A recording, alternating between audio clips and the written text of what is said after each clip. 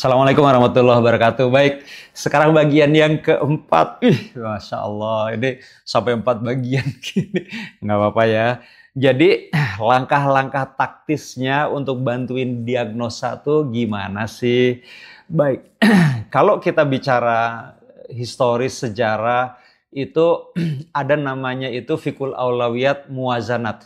Jadi, untuk memilah fikih, untuk kita bisa memilah dari yang paling penting gitu ya sampai yang kurang penting. Itu dalam teori manajemen juga dikenali seperti itu, biasalah, standar.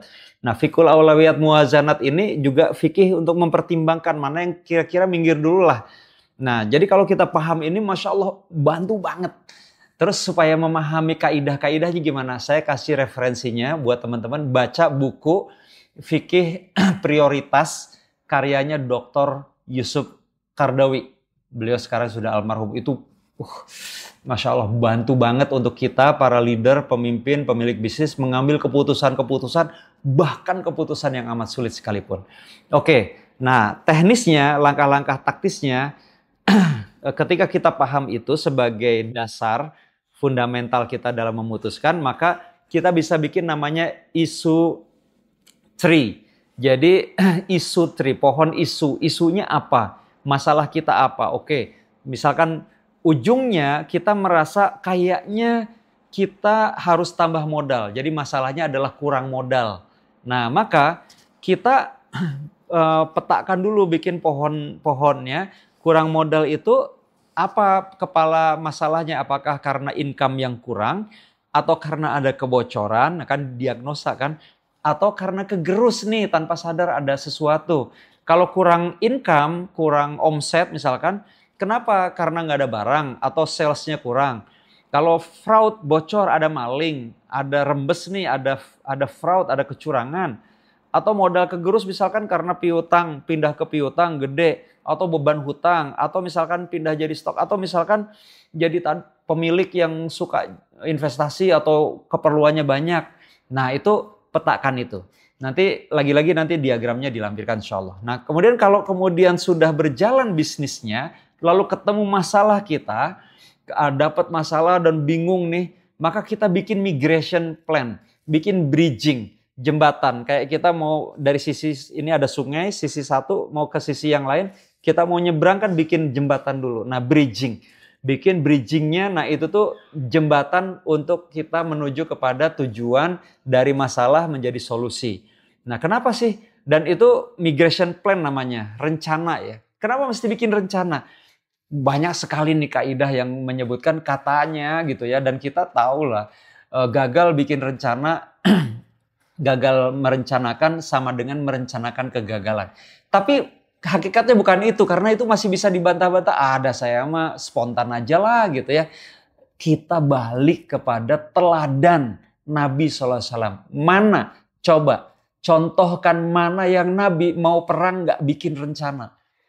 Nabi selalu bikin rencana. Mau hijrah bikin rencana. Bikin perencanaan itu seperti apa? Mau mengirim utusan saja sudah ada bekalan rencananya. Ini suratnya dibawa, nanti begini, sampaikannya begini, dan seterusnya. Jadi ada rencana yang memang disiapkan untuk kemudian itu bagian dari ikhtiar menggugurkan kewajiban. Bahwa nanti seperti apa itu bukan urusan kita karena hasil. Tapi perencanaan itu adalah urusan kita untuk membuat perencanaan yang terbaik. Nah, nanti dilampirkan insya Allah contohnya. Contoh membuat migration plan di bidang, di area finansial. Nah, itu sudah saya buatkan insya Allah. Kalau cash-nya kurang, gimana, action plan-nya apa, gitu, dan seterusnya. Itu contoh. Jadi sampai ke contoh teknik manajerialnya. Tapi lagi-lagi itu hanya contoh. Hakikatnya adalah kita punya rencana, kemudian bagaimana dari rencana itu kita eksekusi menjadi sebuah tindakan yang kemudian itu menjadi satu hasil yang seperti apa masih bisa atau terus kita evaluasi. Atau secara sederhana itu bentuknya itu kira-kira kalau guru saya dulu mengajarkan ARPD namanya. Atau ada istilah manajemen itu PDCA, Plan Do Check Action. Nah, kalau ARPD itu kita buat nomor, ada rencana actionnya apa, A-nya itu action gitu ya, rencananya apa, kemudian R-nya itu result yang diharapkan seperti apa, lalu P-nya itu PIC penanggung jawabnya siapa, lalu D-nya itu due date. Due date-nya itu kapan waktunya. Jadi jelas, A itu actionnya, ini kalau dari teman-teman ya lihatnya, A itu actionnya apa, lalu kemudian di kolom kedua adalah result yang ditargetkan apa, kemudian siapa PIC-nya atau kemana harus dituju kepada siapa gitu ya, supaya itu bisa terrealisir, dibebankan pada siapa penanggung jawabnya, lalu due date-nya kapan. Nah, sisanya di situ adalah nanti evaluasi kontrolnya seperti apa terhadap pelaksanaan. Jadi clear gitu, ada proses-proses yang kemudian kita jadikan patokan. Contohnya juga nanti insya Allah bisa dilihat gitu ya, terlampir insya Allah. Nah, tapi ingat teman-teman semua, ini hanya ikhtiar. Ada kaidah-kaidah yang kadang-kadang kebablasan kalau kita tidak saring dengan pemahaman yang benar terkait dengan tauhid, akidah ya, syariah dan akhlak. Misal, kalau supaya semangat gitu ya, hasil tidak akan berkhianat terhadap proses. Betul, secara umum. Secara umum. Kenapa? Karena itu adalah bagian dari sunnah kauniyah Allah. Jadi orang yang rajin akan mendapatkan hasil yang insya Allah lebih baik dari orang yang malas. Nah tetapi tidak selalu begitu juga. Ya kalau ada pangeran yang sudah mewarisi kekayaan triliun-triliun, dia kerjanya cuman hobi ngurusin binatang buas aja gitu ya. Duitnya ditaruh di deposito aja udah dapat duit terus dia dari depositonya, dari yang triliunan itu. Dia kerjanya males-malesan. Ya kan tapi sebelumnya, nah itu maksud saya, hasil tidak akan berkhianat terhadap proses itu, mohon maaf, itu kaidah yang salah, bahaya sekali. Kenapa? Kalau seperti itu nanti kita akan kemudian kehilangan jejak teladan. Nabi SAW itu prosesnya selalu yang terbaik, terperfect, udah pasti sempurna, udah pasti terbaik. Ya imannya, ya ikhtiarnya, ya doanya, preparationnya sampai eksekusinya, itu tidak mungkin kita tidak mengimani Nabi dengan para sahabat terbaik itu melakukan yang terbaik, the best. Tapi nggak selalu tuh hasilnya itu sesuai dengan prosesnya. Contoh perang Uhud. Kan perang Uhud juga prosesnya luar biasa, perencanaannya udah segala macam. Tapi hasilnya gimana, Allah aja. 70 syuhada yang gugur supaya dapat pelajaran.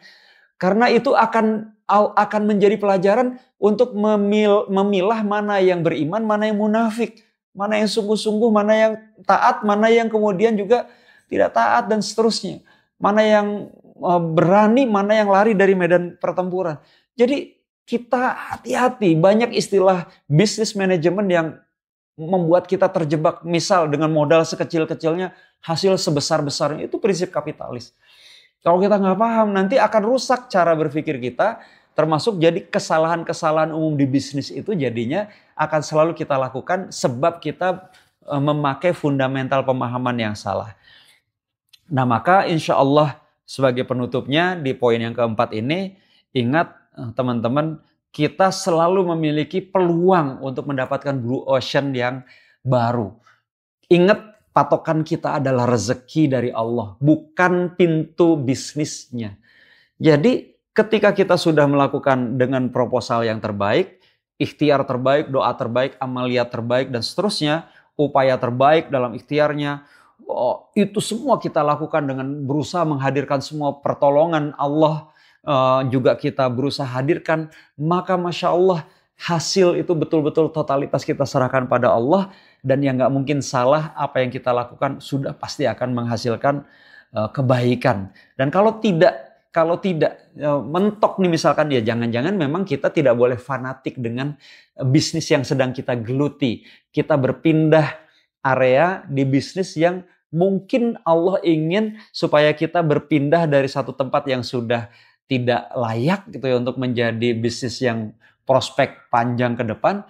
Kita harus berpindah ke pintu rezeki yang Allah siapkan, lebar dibuka pintunya. Dengan catatan kita tidak fanatik kepada jenis bisnisnya, tapi kita fanatiknya kepada kemampuan Allah yang tak terbatas dalam memberikan rezeki kepada setiap hambanya. Nah, jadi dan kita mesti yakin itu. Kenapa? Karena Allah Ta'ala untuk urusan hasil itu sudah mengingatkan kita di surat Al-Mulk, ya, surat Al-Mulk ayat 21. Yang artinya gini, atau siapakah yang dapat memberimu rezeki jika dia Allah menahan rezekinya? Bahkan jika mereka terus-menerus dalam kesombongan dan menjauhkan diri dari kebenaran. Jadi kalau Allah sudah menahan rezeki karena mau memberikan pelajaran sesuatu, entah itu buat siapapun yang Allah kehendaki, maka siapa yang bisa menurunkan rezeki itu? Nggak ada. Maka lagi-lagi teman-teman sekalian, ayo kita pokoknya fokusnya mah semangat memperbaiki diri, semangat menjadi hamba Allah yang terbaik, semangat mengeksekusi semua prosesnya, perencanaannya segala macam, dan semangat untuk kemudian mengganti cara lama sudah terbukti kita dapatkan dengan hasil sekarang. Maka yuk, kapan lagi kita untuk mengganti cara lama itu dengan cara-cara baru, untuk insya Allah kita memiliki harapan dari Allah Subhanahu wa Ta'ala mendapatkan hasil yang berbeda. Yang tentu saja kita berharap, berdoa hasil itu sama baiknya dari yang kita harapkan, kita ikhtiarkan dengan izin Allah nantinya. Itu yang bisa disampaikan insya Allah. Jadi yang keempat ini sudah selesai. Kita bertemu lagi dengan materi dan judul yang lain yang berbeda nanti. Walafu minkum, wassalamualaikum warahmatullahi wabarakatuh.